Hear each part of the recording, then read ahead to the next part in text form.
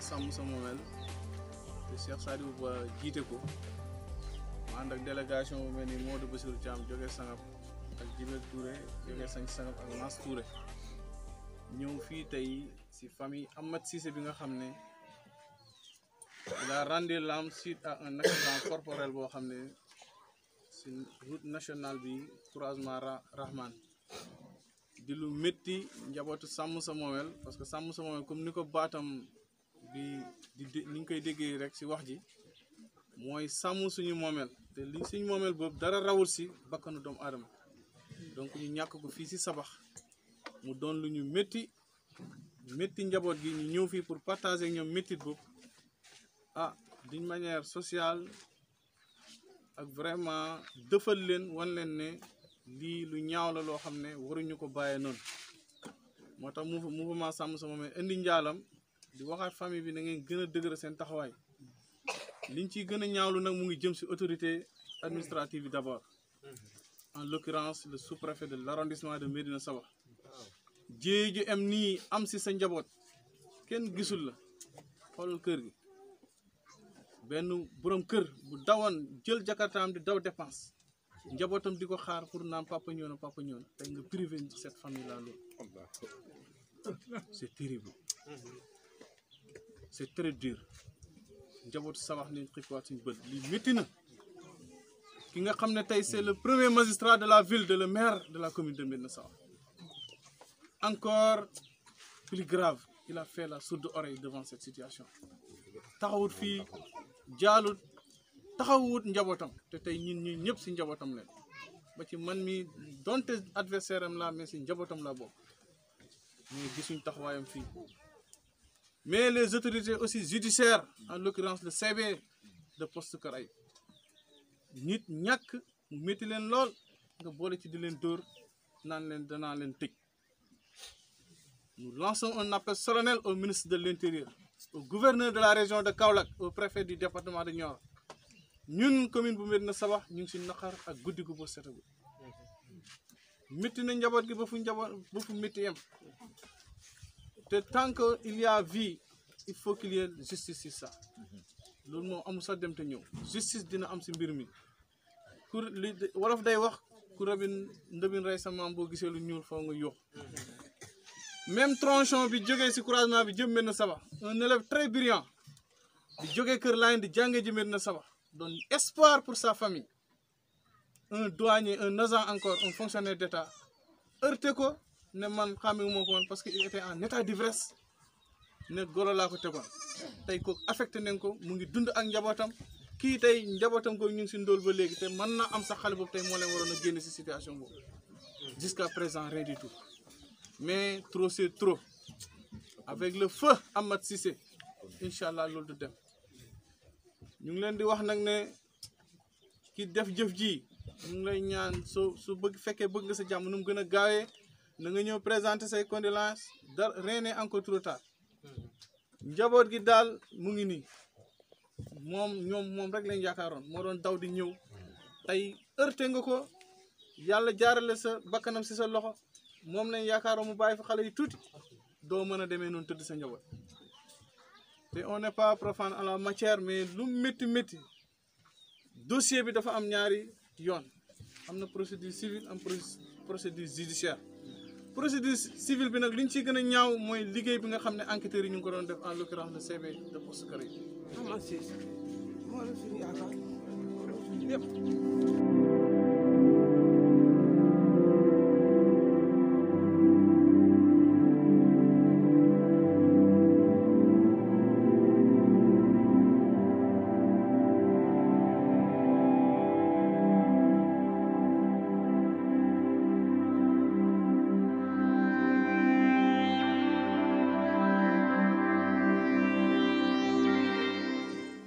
mooy suñu yaakaar mooy suñu lépp waaye du caaxaan.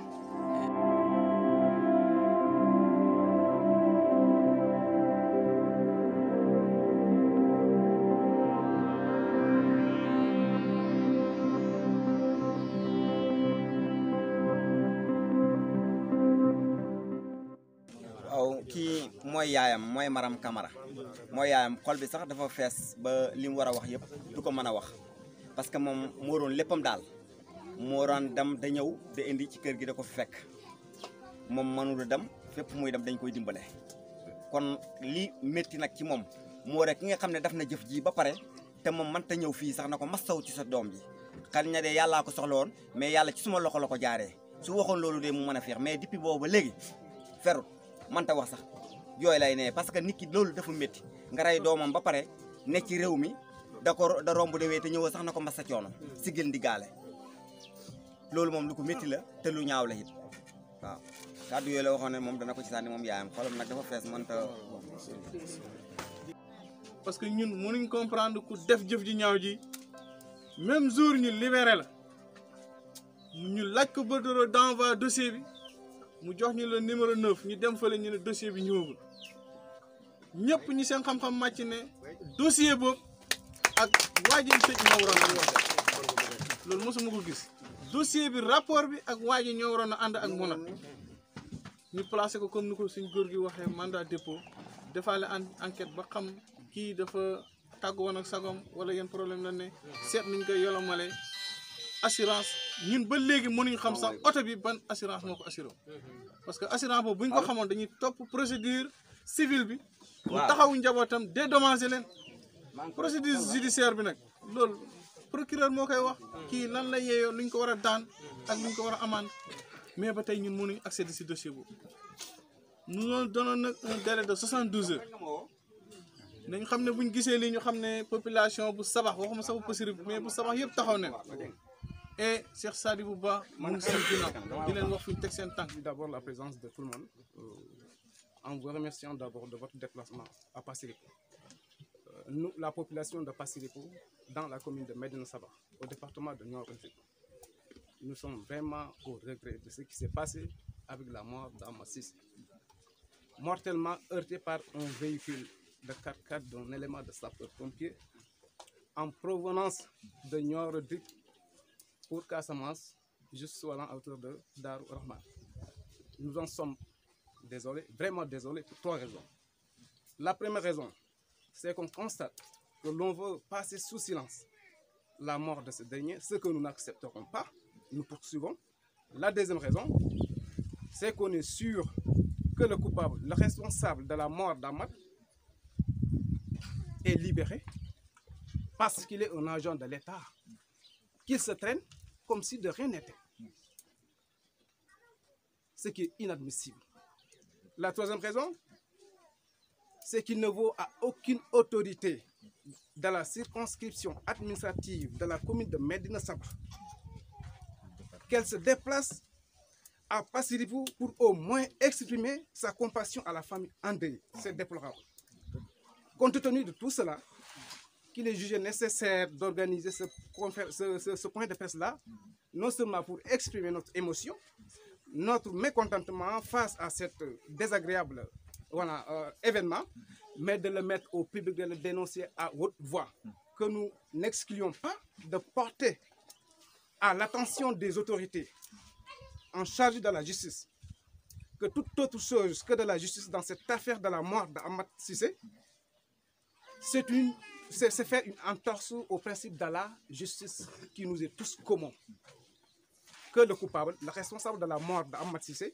soit traduit, soit poursuivi, traduit devant la justice et que la justice lui soit appliquée égale à tout le monde. C'est tout ce que nous demandons, c'est tout ce que nous voulons. Ce n'est pas parce qu'il est un agent de l'État qu'il doit être libéré. Au nom de quoi? Pas au nom de la loi de la justice. Parce que la justice ne connaît pas de ça. La justice ne connaît pas de l'appartenance, quelle qu'elle soit. Voilà, je m'en tiens là. Merci beaucoup. Birane da nga xam ne dafa jàll ca wàlla parce que mënuma gis nit ko xam ne dañ ko rey ba pare dëgg la ki ko rey sax moom am na lu mu def premier septembre ci liñ ma wax def ne dafa dem brigade rendre boppam ne rey naa nit mais kooku def na li mu war a def mais brigade ci boppam moo deful li ñu war a def jënga suñ brigade bii brigade la boo xam ne du brigade dara ñi nga xam ne dañoo fautif ñooñu lay jàppale ñi nga xam ne dañ leen a bundu xalal sonnal leen teg leen yoo xam ne jaaduwut ñooñu lay xeex parce que tey kii waroon na teew ay mbokkam waroon nañ fa ñëw mais ñoom ñoo jaar suñ diggante ak waaj ñoo ko rawale ne sapeur pompier la ndax marin la ndég bañ ñu dégradé ko mais bañ a dégradé kooku buñ ko gradé nit la mais kii dégradé nit kii nag nga xam ne dootu sol grade ba faw est-ce que kooku moo gën a nekk nit est-ce que kii làqu nii seen gannaaw bañ làq ko moo nekk di nga ñoom niñ def noonu ba làq ko ñoom ëllëg dañu am problème bu passé boobu te ñii dañoo gëmul yàlla kenn ku ci gëm yàlla ñëw nañ fii di balu xàq mën na leen bakkan bi moom moomuñ ko yàllaa ko moom ak état bi parce que balaa ñoo na xam ne moomuñ ko kii rey ko tey di wane ne marin la ndax sapeur pompier la loolu jaaxalul ñun man mii nekk naa sapeur mineur sapeur pompier dem naa ba am fa ay dossier bëggoon fa dugg xamul benn branche bu mu ëmp tey ci Sénégal lu may doon mag xamul fenn fu mu mas a jaari fàtte ko amul mais brigade bii tey nekk poste Kër Yub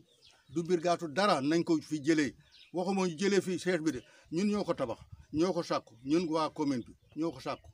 28 villages fi nekk ñoo ko sàkku pour ñu def ko boobu maa ngi fi nekk conseil topp tey dégg nga tey li jaadu mooy ñii ñu jëlee leen fi indi ñeneen ñii liñ leen fi defee mënuñ koo def jéemuñ koo def seen poche lañ fi nekkal réew mi yëpp ay corruption lañ te ñoo leen ko tàmbal foo defee muusi ba am xaalis jàll foo defee muusi ba am xaalis loolu état compromis la corruption la ñu ngi ko miinal nit ñi ah loolu nag du xew ci lii ji nga lii muy chef brigade bi muy képp ku ci tëdd rek bu soobee Yàlla da nga ko yëg ci nii ak ci nen waaye ku ci tëdd nar ko naxsaayal da nga ko yëg te chef brigade man gërëmuma ko tey gërëmuma ko ëllëg waroon naa téye waa ji traduire ko devant la justice xamul kenn ku xam ne yaa féetee yoon kaw ku féetee yoon kaw xamut même Macky Sall tey bu defoon luñ ko jàppee dañ ko jàpp tey bu defoon haute trahison fii lañ ko atte tey jàpp ko kon nag naka la benn individu nekk fii rek du dara rey nit ci digg bëccëg ak njabootam yëpp wër ko muy fopp xet da leen dóor da leen saaga naan da leen menacé ne dama lay tëj moom mën naa tëj nit moom bu fekkee violé loi mën naa tëj nit tëj ki ko man mooy procureur de la république moo ko man moom def na procureur moom auxiliaire de justice la ñun xam nañ yoon moom amul droit mënta tëj kenn mën na laa sosal rek tuuma la waaye bu demee tribunal dañ koy dindi auxiliaire de justice la yoru loi de ku la fi gendarmerie ne dama lay tëj nga ne ko ci ban loi ban article mu may tëj nit article la ko jàpp waaye dama xool la rek neex na ne ma dama lay jàppul fan nga koy teg fan nga koy teg loolu yëfi caaxaan la ak yëfi balaa fayda ak lu ñu xuppee nit ñun du ñu ñoo xupp de fii du lu ñoo xupp xam nañ li nga xam ne moo xew ji nga ñii su fekkee ne dañ yaakaar xaaj bu bàyyi ko marin wala xaaj bu bàyyi ko feneen wala ñu yokk leen garaat suñu yeboo nañ tegu yëfi ci yoon fii ci yoon la mën a ne kii dañ ko atte tribunal buñ ko kii dossier bi dañ ko atte sant di leen mastawu coono di wane ne Amad mi man maay nijaayam ñoo bokkoon nekk ci kër gi yaakaar naa 40 mètres carrés moom laa amoon bi ma ñëwee dama ko dagal ci benn côté bi mu dëkkee fa waaye defe naa 69 laa judd sama papa sama yaay mu ngi gaañu 85 sama yaay 90 mais boobu ba léegi musuma am naqat boo xam ne nii toll na nii ba ma juddoo ba léegi tey laa ko mos a am te loolu li ma ko teg mooy yaakaar ne ñi fi toog ñoo fi toogal askanu Sénégal man am naa koo xam ne ni génn na àdduna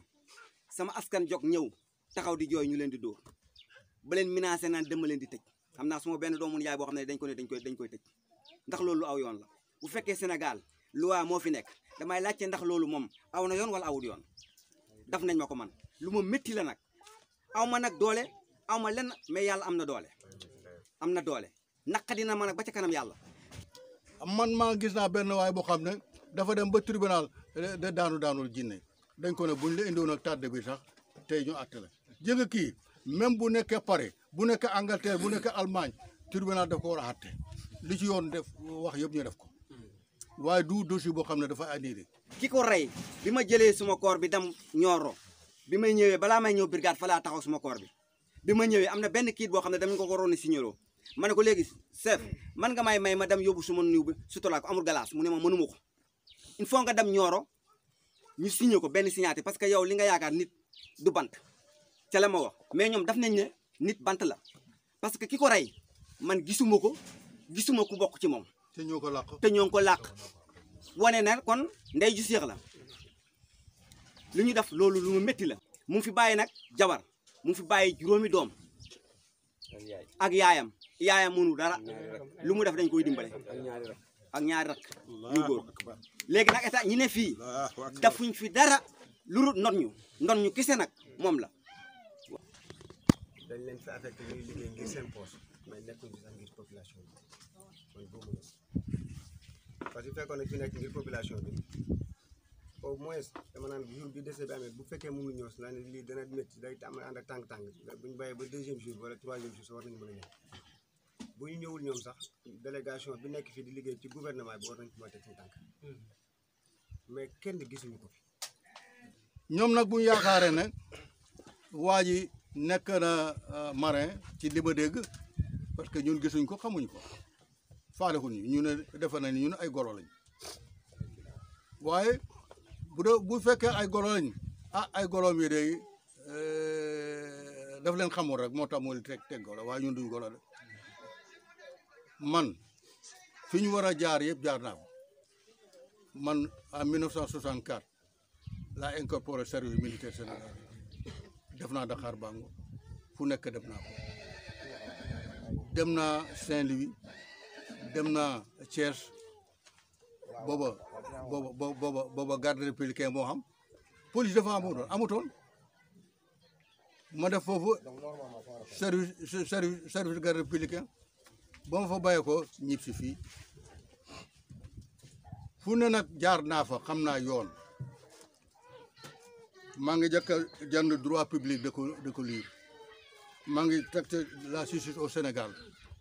Mbaye Niang mu nga ci woon avocat Mbaye Niang bu siiw bu ñëpp xam droit yëpp dama koy lire bu ñu yaakaaree ne fii ay dofa fi nekk ñoom ñu ngi nax seen bopp jënga brigade gendarmerie bii dañ ko fi def rek dégg nga do keroog wax naa leen ko fii ñoom erreur rek la ñu duggee dëkkee parce que erreur yi dañ leen ko defloo te xam dañu nekk lu ñu xamul ñaari mission lañ leen jox te ñaari mission yooyu mënuñoo fexe ba mission yooyu ñu mën ko setal maintien l'ordre et respecter la loi boobu police yi ñoo ko war a def alkaati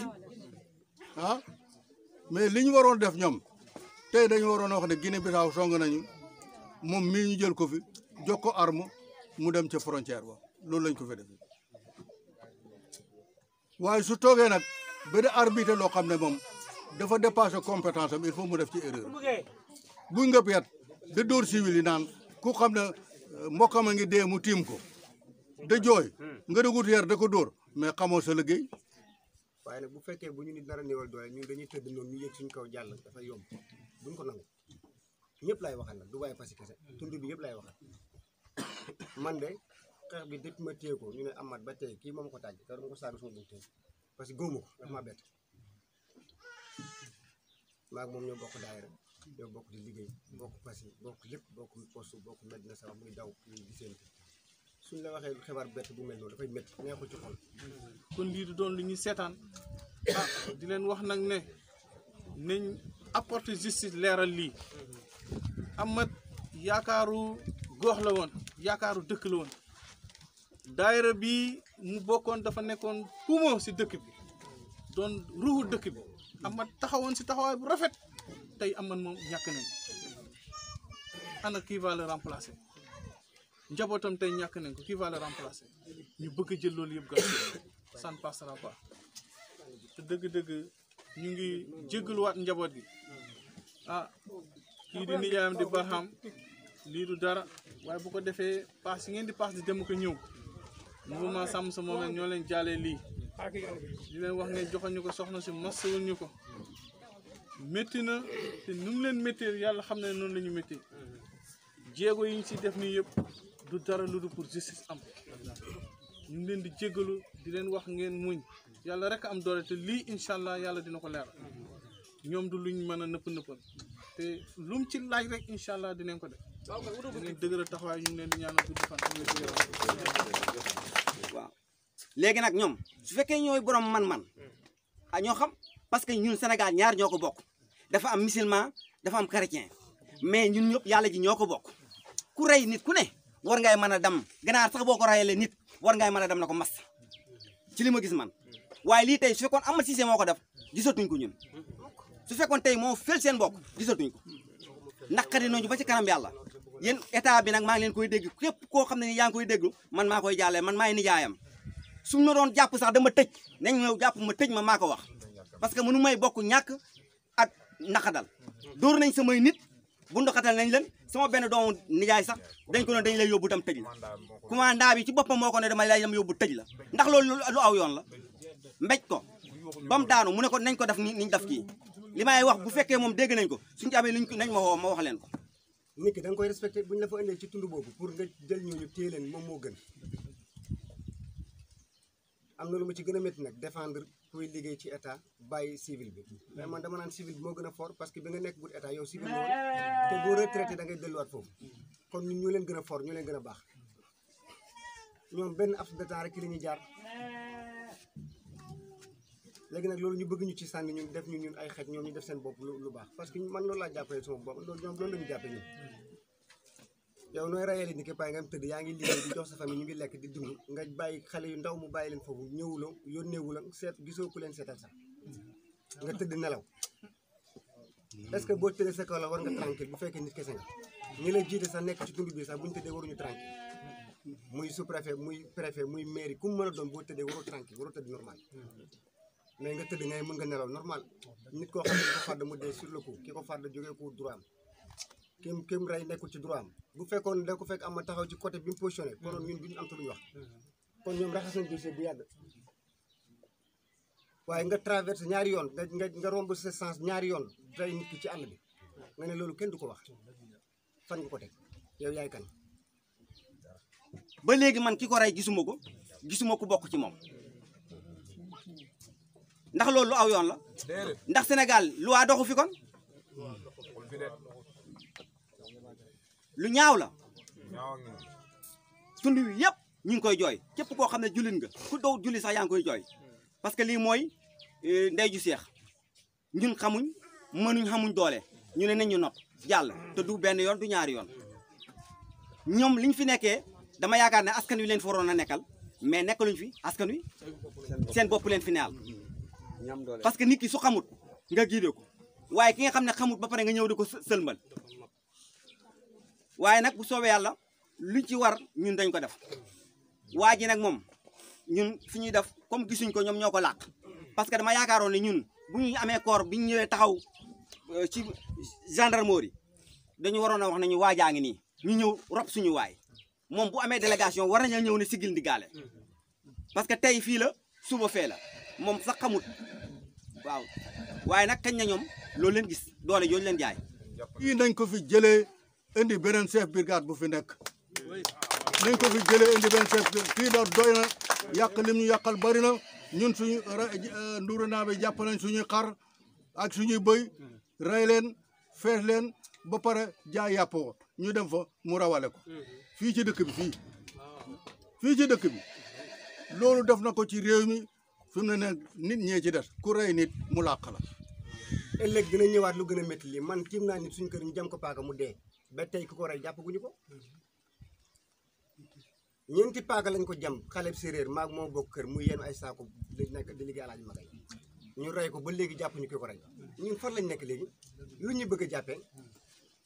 ñun bokkuñ Sénégal te bu ñu amee élection bëgg soxla ñu ñëw fàdd ñu bu leen benn carte manqué bu doon carte kaatim ki waroon fal du falu bu benn carte Youssoufa Mbaye manqué ki waroon fal du falu kon ñun bu ñu soxlaa dañuy utiliser bu ñu paree sànni nañ leen woon ne ñun duñ ay morceau fobérekaay wala duñ ay mouchoir cité ay nit lañu ñoo xam ne yàlla moo ñu bind fonk ñu te gis nga Saloum gi xamuñu ko ñoom mais Saloum fu riis la kilifa yu bëri Saloum lañ juddoo ñu ñuy naw tey ci àdduna bi di leen topp wala ñu leen di ànd ak ñoom gërëm leen sant leen seen jëf Saloum gii lañ sokkee ko kon ñun bu ñu néewal doole suñu bopp àdduna bi ba àdduna bi daj mënuma gëm ñu ëpp nañu doole Saloum mooy Kaolack mooy piste fépp fu nit dem ci àdduna bi waaye léegi pourquoi pas ñun ñu suufee ñun néewal ñu doole c'est parce que ñun ci àll bi lañ dëkk benn dëkku village la bu ndaw bu nekk Passy rey nañ fa benn nit Passy nekkuñu dara suñu leen defee noonu danañ jàll luñ bëgg ñun danañ ko mën a am mais ñoom luñ bëgg duñ ko mën a am ñun ñoo leen di wan ne lu ngeen bëgg yéen mën ko am ci kaw ñun it mën nañ ko am ci kaw ki njëm paakay poste mu dem làqu ji ñu naan mu nga Mauritanie mais xam na war na koo xam kii itam ñëw na rendre boppam mu libéré ko mu dem fu mu dem ñun procureur ci boppam moom ñaari plainte lay doon moom kii dañ ko porté plainte suñ gisul waa ji rek moom lañu seet moom chef de brigade bi parce que moo ko libéré moo ko complice la est-ce que moom yónni wuñ ko sax est-ce que moom yónni wuñ ko ci amaat complice la ku waroon a moytu loolu la dag waa ji da ko waroon a jàpp ak ay loxoom ne waajaa ngi nii ñu yóbbu ko buñ ko yóbbu ko mandat dépôt dafa am mandat d'arrêt am mandat d'amener lépp am na mandat d'amener mandat dépôt ñu def ko mandat dépôt seet mbirim ah da ko laaj enquête ko mais defuñu ko mais moom lu mu ko enquêté foofu na ko yóbbu procureur ñu yóbbu ko ca kaso ba taj ko fa mu am fa ñaari fan ñetti fan ñu ko da ko enquête bu ko yoon bàyyi ñu ba ko bu ko yoon téye ñu téye ko mais enquête ko fii bàyyi ko enquête boobu doy ñu moom yoru justice yoru atte yoru tribunal auxiliaire de justice la kuy dimbale justice la waxtu boo xamee ne def nga rapport sax bu leen neexut duñ ko jàllale dafay def rapport da yónnee bu neexut procureur rapport du jàll kon kii moom doyal nañ ci moom affaire bi nag moom dañ ko topp ba sus am nañ suñu avocat yu compétence te bu soobee la avocat yooyu fu ñu mënta jaar dañ fa jaar dañuy toog noppi kay def tekk waxuñu leen dara mais lépp loo xam ne yéen mën ngeen ko yóbbu ci kaw laal ko mën ngeen ko laal su ma biir néeg su ma neexee su ma téléphone bi day dox ak moom du ma génte ku ma bëgg a woo téléphone dinaa la woo ñoom lan lañ ëppale nit ñi ëppale wuñu dara Sénégal gi ñun ñoo ko bokk ñoo ko moom ku nekk da ngay nangu ne da ngay def si biir Sénégal mën a dox ki ñu reyal xanaa moom lan la moo ñu gën kii rey Amad mi moo ko gën yaay moo ko gën papa kii rey Amad moo ko gën Amad jabar gënu ko dara lim am loolu la Amad am Amad mu ngi yokk xeetu Muhammad sallallahu alayhi wa sallam moom mu ngi koy yokk kon moom lan la ñu ëppale ba tax mu reyal ñu moom tëdd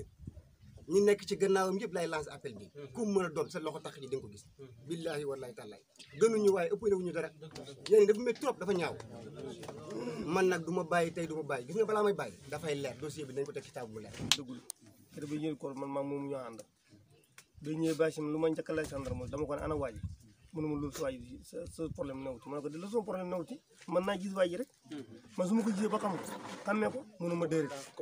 commandant bi man maa dugg ba ci fi ñu def dernier ci kii bi gisuma fa kenn ba ma génn ma ne benn sujet ma ne ko mënuma waa ji dem na ma ne ko daf tax ngeen bàyyi ko ni kii ma ne ko xamante bu bokkam moo rey kii ma ne ko bokkam mi ngi leen téye xam nga soo waxumaay bokkam mi kon sax leen leen téye kii rey nit ma ne ko dañ ko war a téye dañ gis ko ñun waxuñu teg ci mbët rek mbaa mu ñu waay xamul kenn ko gis ba ñëwee mën nañu kii bi dañ ko yóbbaat ñoro ngeen suñu ko suloon sa lañ ko sulli ci weeru koor ma ne ko ma ne ko léegi boo leen jël mu dem ñor ñu si ñeen ñi kii bi mu ñëw te lu waroon mën si ñàkk am lii la yàlla dogaloon ci moom ne dina xam waaye li mooy teew gi rek ñu gis ko suñu bopp rek ñu xam ne lii la yàlla dogaloon doomu aadama boo gis xam ne ko yàlla booleem te lii moom xëllëm moo ko yóbbu léegi nag ni ñu ko yóbboo naqari nañu sax neex nañu sax waaye daf ñu naqari ci condition ñoom ñoo ñu ko teg ñoom gendarmerie bii ñoo ñu ko teg bu kenn ñoo ndax nga xam ne naqat di jooy mu ne daf lay dóor man dama ko wax dama ko su ma fa newoon man dëj bu ma ko fekkee man loolu laa ko wax billahi wallahi loolu laa ko dama ko su ma fa newoon man dëj bu ma ko fekkee moom nooy de ma ne ko man du ma daal wala ko danga may tëj du ma la doon daana wax musiba ka damay dem ne damay tëj parce que am na sama doom bàyyi daf ko dama lay doon mu ne ko da ngay duul mu ne ko da ngay duul te loolu moom moo ko def loolu du yoon parce que lii ñii ñoo fi dëgg ñin nañ gëm si bopp dañuy mbubboo def ñu ay jaam def ñu doomi xaj loolu buñ ko nangu kenn tanewul kenn ci yàlla ñun ñëpp ñoo bokk xam ci yàlla tey xaman mi tey fi dafa am problème bi tey dañ ko téye na ko karaj bokk mi di nga ko gis kii dana problème moom kii rey gisuñ bokkam gisuñ ko yàlla superficie ñëw mairie bi ñëw fi kenn ñëw fi te boo léegi bi ñuy taw ki dëkk ne man maa fi bëgg na maa fi nit ñi ne am fayda yéen ak kenn mu gërëm nañ ko man yàgg na ko xam depuis ñu ne gune ñu ne fii xam nañ ko ci fayda lañ ko xam am xam ful la nit dak su lay toppatoo da nga koy toppatoo su lay toppatoo da nga koy topp boo amee naqar mu ñëw soo xee bànne mu ñëw kon ñii tam nañ xam ne kat kii nit ñi jàpp nañ suñu mbokk lañu jàppale ko loolu laa ma lu ci wax yàlla caaxaan yi dañ na fi dama ci xam lu leer parce que ñii li kii wax kaatim wax ñun askan wi ñoo gëmul suñu bopp ndax lan la yoon waruñ ko ragal si ñëpp la fi nekkal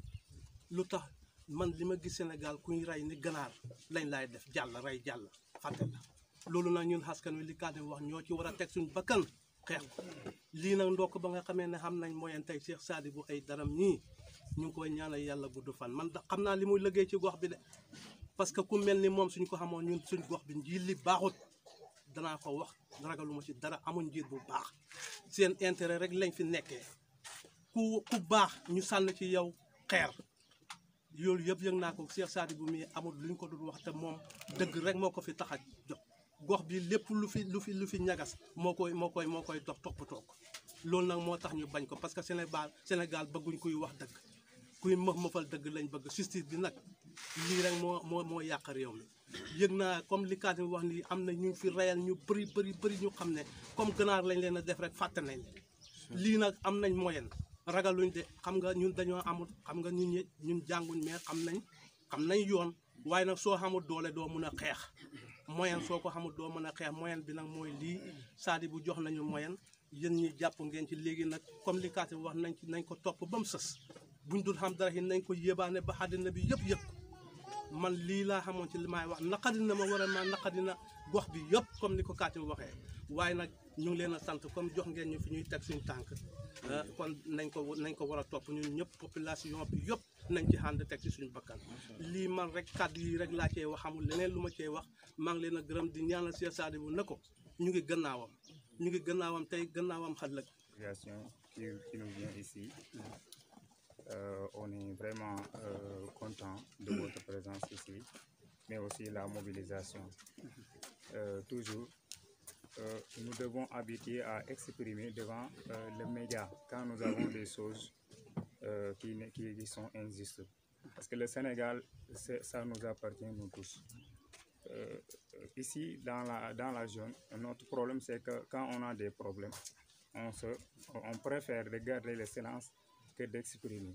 On ne doit pas garder le silence, mais on doit exprimer. Parce que les autorités qui sont en haut sont là toujours pour écouter les problèmes qui se passent à l'intérieur du pays. Et quand on n'exprime pas, on ne sait pas exactement qu'est-ce qui se passe. Mais nous déplorons également la réaction ou le comportement de nos autorités dans cette localité. Parce qu'ils sont là pour répondre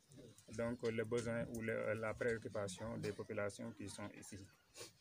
Nous les avons donné leur voix. Donc ils devaient se comporter comme étant des responsables, mais pas cette manière-là. La gendarmerie, quand l'accident s'est produit là-bas, elle est venue et elle empêche les gens de manifester leur colère. C'est ce qui est injuste, parce que les gens n'ont pas fait de dégâts là-bas, mais seulement pour manifester leur colère. Donc, elle devait laisser les gens donc, manifester leur colère. La deuxième chose, comme ce que Biran vient de dire, les autorités, monsieur le maire, quand il a voulu quand même qu'on lui nomme comme étant maire, il était là avec nous. Nous lui soutenons à ce qu'il accède à la mairie. Donc, quand il accède à la mairie, il doit donc toujours attendre le besoin des populations. Mais il ne doit pas rester sur coin. Voilà, quand des fois nous avons des problèmes, mais quand on est là-bas, donc le maire ne nous écoute pas, le sous-préfet aussi. Et pourtant, c'est des individus. Le sous-préfet, c'est un guerrier. Hein? Donc, ça ne doit pas empêcher de parler avec les gens, de joindre les gens, de leur demander ce qui se passe là-bas. Hein? C'est une chose vraiment que nous déplorons. Mais également, on m'a dit que l'agent, c'est un agent donc, de l'État, qu'il soit marine ou bien sapeur-pompier. Ça dépend. il devait y avoir par exemple une autorité venant de ce corps-là qui viennent ici présenter leurs condoléances à la famille du défunt. Au moins dire que voilà,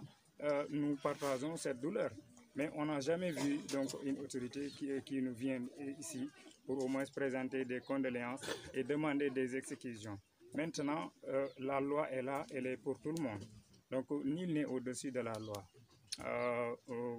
Comme vous le venez de le dire, donc, on va essayer de voir un avocat. Parce qu'il y a une procédure que l'on doit, des démarches que l'on doit faire. Nous, on n'a pas des juristes. Donc, chaque chose, il y a des gens qui gèrent ça. Moi, je ne suis pas un juriste, mais on va essayer de voir quelqu'un qui peut plaider le dossier à ce que l'assurance peut-être paye cette personne-là. Mais si on ne revendique pas ça, peut-être on va laisser la personne partir comme ça. Et vraiment, ça, ce n'est pas bon. Il faut avoir l'habitude de mobiliser, de s'exprimer ou de dire vos problèmes. Ne restez pas à vos coins pour dire que je ne suis pas partie de ce problème. C'est un problème de tout le monde. Tout le monde doit impliquer dedans pour donc, lutter, combattre ça. L'État ne peut pas agir en fonction de quelqu'un. Il agit en fonction d'un groupe. Mais si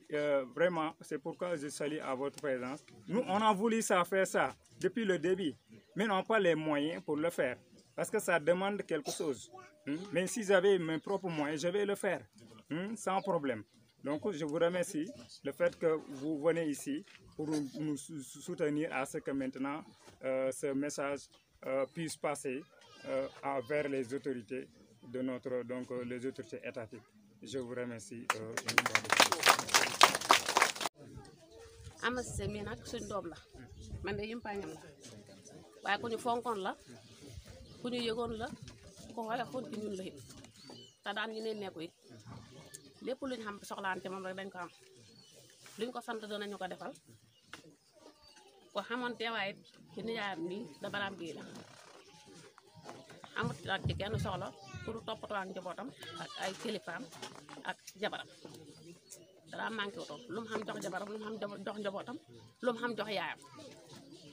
da yëgoog nijaayam ji mu nekk da baraam gi man de gërëm naa ko sant naa ko dem bii mu dem nag xëy na yàllaa ko dogal waaye métti nañu lool ndax dañoo xamoon niw sa ci Ama Cissé te doyalu noonu ci moom da dem bi jaaxal ñu lool bette gum bette waaye nag jombur yàllaa ko dogal waaye nag yéen ñii ba xam ma demee ba tey yandalu leen fanaanalu leen amul benn bis bu ngeen a toog seen xel jóg ci Ama Cissé yéen a ngi dem da ñëw da wax yu rafet kon nag ñu ngi leen a gërëm da leen sant da ñaanal Ama Cissé mi dem yàlla xelal ko xajal waaye ko bépp jëfam jiw lépp lu mu def saa dina ci loo baax yal na ko yàlla fay yàlla wutu ko ci njaboot jabaram bi yàlla xeggal liggéeyam te may ko fan nu mu ko xeggale may ko wér ga may ko lu ko mën a xamee yàlla wutu ko ci njabootam gi yàlla teral ko jërëjëf